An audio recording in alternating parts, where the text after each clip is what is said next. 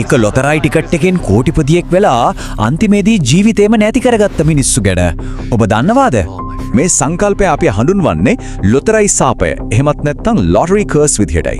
ඒ කියන්නේ එක රැයකින් ලැබෙන මහා ධනස්කන්ධය නිසා තමන්ගේ මුළු ජීවිතේම, පවුල සහ අවසානයේ තමන්ගේ ප්‍රාණය පවා අහිමි වීම. ඔව්. මෙතනදී අපි කතා කළ යුතු ප්‍රධානම තර්කයක් තියෙනවා. ඒ තමයි මේ විනාශයට සැබෑ හේතුව මොකක්ද කියන එක. ඒක හුදෙක්ම නරක වාසනාව සහ සමාජයේ ඉන්න කෑදර මිනිස්සුන්ගේ බලපෑමද? එහෙමත් නැත්නම් අති විශාල මුදලක් ලැබුණු ඒ පුද්ගලයන්ගේම නොසැලකිලිමත් විනාශකාරී තීරණද? අද අපි ගෙනන මේ කතා තුන අහුවාම ඔයාටම මේක තීරණය කරන්න පුරුවන් වෙයි. හොඳයි, අපි යමු අපේ පළවෙනි කතාවට. මයිකල්ගේ විනාශය. තරුණයෙකුගේ කඩාවැටීම. මේ සිදුවීම වාර්තා වෙන්නේ 2002 වසරේ බ්‍රිතාන්‍යයෙන්. මයිකල් කැරොල්, එයාට වයස අවුරුදු 19යි, කලේ පාරේ කුණු එකතු කරන රැකියාව. ඉතින් මේ සාමාන්‍ය තරුණයාට එකපාරටම බ්‍රිතාන්‍ය පවුම් මිලියන 9.7ක ලොතරැයි ජාග්‍රහණයක් ලැබෙනවා. ලංකාවේ මුදලින් නම් මේක බිලියන ගණනක අති දැවන්ත මුදලක්. පොඩ්ඩක් හිතන්නකෝ, කිසිම මූල්‍ය කළමනාකරන දැනුමක් නැති යෞවනියෙකුගේ අතට මේ වගේ සල්ලි කන්දරාවක් ලැබෙන එක කොයිතරම්නම් භයානකද කියලා. ඇත්තටම ඔහුගේ කඩාවැටීම හිතාගන්නවත් බැරි තරම් වේගවත්. 2002 මේ සල්ලි ලැබුණු ගමන්ම ඔහු තමන්ගේ මුළු ජීවිතේම උඩුයටි කුරු කළා. මාලිගා වගේ විශාල ගෙවල්, සුපිරි රේසින් කාර් මිලදී ගත්තා. ඊට පස්සේ මොකද වුනේ? ඔහු දිනපතාම මත්ද්‍රව්‍ය, සූදුව සහ රාත්‍රී සමාජ ශාලා වෙනුවෙන් ඩොලර් මිලියන ගණනින් සල්ලි වතුර වගේ නාස්ති කළා. මේ විනාශකාරී වැඩ නිසා අන්තිමේදී බිරිඳත් ඔහුව දාලා ගියා. විශ්වාස කරන්න, හරියටම අවුරුදු 10ක් යද්දි, ඒ කියන්නේ 2012 වෙද්දී ඔහු සතයක්වත් නැති සම්පූර්ණ බංකොලොත් කෙනෙක් බවට පත් වුණා. අන්තිමට සතියකට පවුම් කීපයක් හොයාගන්න ගල්ලංගුරු මිටි උස්සන සාමාන්‍ය කම්කරුවෙක් විදිහට ඔහු නැවතත් මහපාරටම වැටුණා. දැන් මේ කතාව ඇහුවාම කෙනෙකුට තර්ක කරන්න පුළුවන් මේකේ සම්පූර්ණයෙන්ම ඔහුගේ නරක වාසනාව කියලා. මොකද අවුරුදු 19ක කොල්ලෙකුට කිසිම මඟ පෙන්වීමක්, පාලනයක් නැතුව මේ වගේ මුදලක් ලැබෙන එකම ලොකු අවාසනාවක්. ඒ වයසේදී කවුරු වුණත් මේ වගේ නාස්තිකාර දේවල් වලට පෙළඹෙන්න තියෙන ඉඩකඩ ගොඩක් වැඩි නේද? ඒක යම්තාක් දුරට ඇත්ත තමයි. නමුත් මම නම් කියන්නේ ඒක සම්පූර්ණයෙන්ම ඔහුගේ නරක තීරණ. මත්ද්‍රව්‍ය වලට ඇබ්බැහි වීම, සූදුව කියන්නේ ඔහු හොඳ සිහියෙන් දැනුවත්වම ගත්තු අතිශය විනාශකාරී තීරණ. තමන්ගේ මුදල් පරිස්සම් කරගන්න ඕනේ තරම් ක්‍රම තියෙද්දි ඔහු තෝරාගත්තේ වේගයෙන්ම විනාශය කරා යන කෙටිම පාරයි. අපේ දෙවන කතාව මීට වඩා ගොඩක් අඳුරුයි. ජැක්ගේ ඛේදවාචකය, පවුලක සම්පූර්ණ විනාශය. මේ සිදුවීම වාර්තා වෙන්න 2002 වසරේ ඇමරිකාවෙන්. ජැක් විටේකර්. ඔහු ඒ වෙනකොටත් සමාජයේ ඉතාමත් සාර්ථක, අනුන්ට උදව් කරපු, ඒ වගේම හොඳින් මුදල් පරිහරණය කරන්න දැනගෙන හිටපු දක්ෂ ව්‍යාපාරිකයෙක්. හැබැයි අහම්බෙන් ඔහු ඩොලර් මිලියන 315ක අති විශාල පවර්බෝල් ලොතරැයියක් දිනා ගන්නවා. ඒ කියන්නේ රුපියල් කෝටි 300කට අධික දැවන්ත මුදලක්. මේ වගේ සාර්ථක ව්‍යාපාරිකයෙකුගේ ජීවිතයත් මේ සල්ලි නිසා සම්පූර්ණයෙන්ම කනපිට පෙරළුණා කිව්වොත් ඔයා විශ්වාස කරනවද? ඔව්, මේ අති විශාල මුදල ඒ සාර්ථක මිනිසාගේ ජීවිතයටත් අරගෙන ආවේ මහා සාපයක්. සල්ලි ලැබුණු ගමන්ම සමාජයේ ඉන්න හොරු සහ වංචාකරුවන් ජැක්ව ඉලක්ක කළා. කීප වතාවක්ම ඔහුගේ වාහනය කඩලා ඩොලර් ලක්ෂ ගණනෙන් සල්ලි හොරකම් කළා. ඒ මදිවාට මුදල් කඩාගන්න බලාගෙන එක දිගට ඔහුට විරුද්ධව බොරු නඩු වැටෙන්න පටන් ගත්තා. මේ සමාජ පීඩනය ඔහුව මානසිකව සම්පූර්ණයෙන්ම වටලා දැම්මා. ඒ විතරක් නම් කමක් නැහැ කියමුකෝ. මේ කතාවේ කඳුළු පිරුණු ඛේදවාචකය තමයි ඔහුගේ පවුලට වුණ දේ.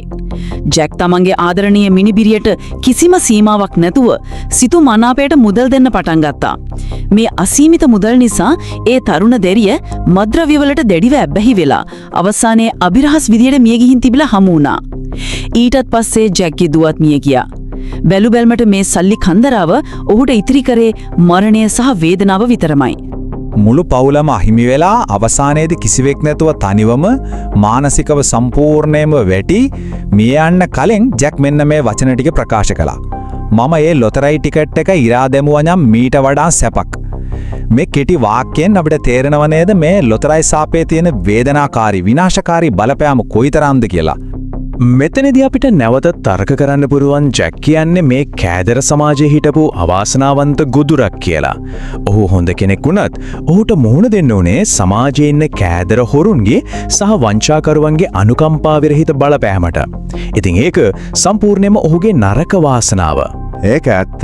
හැබැයි ඒත් එක්කම අපි මතක තියාගන්න ඕනි තමන්ගේ යෝන්විය පසුවන මිනිබිරියකට කිසිම සීමාවක් නැතුව මුදල් වියදම් කරන්න දෙන එක මව්පියෙක් හෝ භාරකරුවෙක් විදියට ගත්තු ඊටාම දුර්වල භයානක තීරණයක් නෙවෙයිද? ආදරය පෙන්වන්න මුදල් භාවිත කිරීම තමයි මේ මුළු පවුලම විනාශ කළ ප්‍රධානම නරක තීරණය. මේ වගේ ලෝකයේ අමුතු තොරතුරු දැනගන්න අපේ රට සහ ලෝකයා YouTube channel එක දැන්ම subscribe කරන්න. ඒ වගේම අපේ Facebook page එකත් like කරලා follow කරන්න අමතක කරන්න එපා. හොඳයි අපි යමු අපේ අවසාන කතාවට. ඒබ්‍රහැම්ගේ මරණය දරුණුතම පාවදීම. මේ සිදුවීම වාර්තා වෙන්නේ 2006 වසරේ ඇමරිකාවේ ෆ්ලොරිඩා ප්‍රාන්තයෙන්. ඒබ්‍රහෑම් ෂේක්ස්පියර්. ඔහු අකුර කියවන්නත් බැරි ඊටාම අහිංසක සාමාන්‍ය මිනිසෙක්. හැබැයි ඔහුට ඩොලර් මිලියන 30ක ලොතරැයියක් එදිනවා. මේ මුදල අතට ලැබුණු ගමන් මොනේ හරිම පුදුම දෙයක්. කවදාවත් දැකපු නැති නෑදෑයෝ බොරු යාළුවෝ එකපාරටම රංජු ගෙහිලා ඔහුට එකතු වෙලා සල්ලි ඉල්ලලා වද දෙන්න පටන් ගත්තා. මේ අහිංසක මිනිසයාට මේ මුදල් පීඩනය දරා ගන්නම බැරි තරම් වුණා. මුලින්ම මේ කෑදර නෑදෑයින්ගෙන් ඔහුට ලොකු කරදරයක් වෙනවා. අන්න ඒ වෙලාවේදී ඩීඩී මුව කියන කාන්තාවක් ඔහු ළඟට ඇවිත් මේ මුදල් පරිස්සම් කරලා දෙන්නම් කියලා ලොකු පොරොන්දුවක් දෙනවා. අහිංසක ඒබ්‍රහම් ඇව සම්පූර්ණයෙන්ම විශ්වාස කරා. නමුත් ඇය ඊටාම සූක්ෂම ලෙස සල්ලි ටික තමන්ගේ නමට හරවා ගන්නවා. ඒකේ නැවතුනේ නැහැ. අවසානයේ 2009 වසරේදී ඔහු වෙඩි තබා ඝාතනය කරලා නිවසක පිටුපස්ස කොන්ක්‍රීට් තට්ටුවකට යට කරනවා.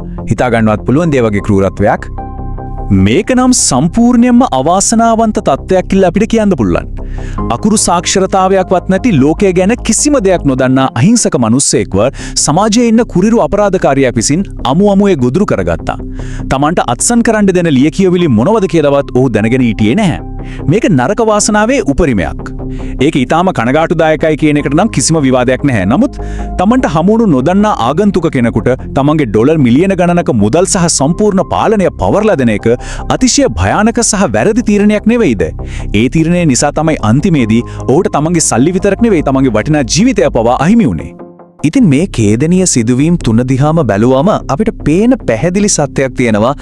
ලොතරැයියක් දිනන එක හෝ විශාල මුදලක් හදිස්සියේ ලැබෙන එක විශාල වාසනාවක් තමයි. ඒක කාටවත් ප්‍රතික්ෂේප කරන්න බෑ. අනිවාර්යයෙන්ම. නමුත් මේ ලැබෙන දැවන්ත මුදල නිවැරදිව කළමනාකරණය කරගන්න, පරිස්සම් කරගන්න අවශ්‍ය මූල්‍ය දැනුම සහ මානසික බුද්ධිය කෙනෙකුට නැතිනම් ඒ මහා ආශිර්වාදයම ඊටම කෙටි කාලයකින් මරණීය සාපයක් බවට පත් වෙනවා කියන එක මේ කතාව වලින් අපිට හොඳටම පැහැදිලි වෙනවා. දැන් මේ විග්‍රහය අවසානයේදී ඔයාට මෙහෙම හිතෙන්න පුළුවන් මේ වගේ එකපාරටම ලැබෙන දෙවන්ත ඒ වගේම භයානක ධනස්කන්ධයක් තමන්ගේ අතටපත් වුණොත් ඒ මුදල් සාපයෙන් බේරිලා නිවැරදිව ජීවත් වෙන්නේ කොහොමද? මුදල් කියන්නේ ජීවිතේ ලස්සන කරන දෙයක් වගේම ජීවිතේ මුලින්ම උපුටා දාන්න පුළුවන් දෙයක් කියන එක මේ හැම සිදුවීමක්ම අපිට ආයෙත් මතක් කරලා දෙනවා. ඉතින් මේ වගේ මුදලක් ලැබුණොත් ගන්න තීරණය කුමක් වෙයිද කියන එක අපි හැමෝම මොහොතක් කල්පනා කරලා බලන්න වටින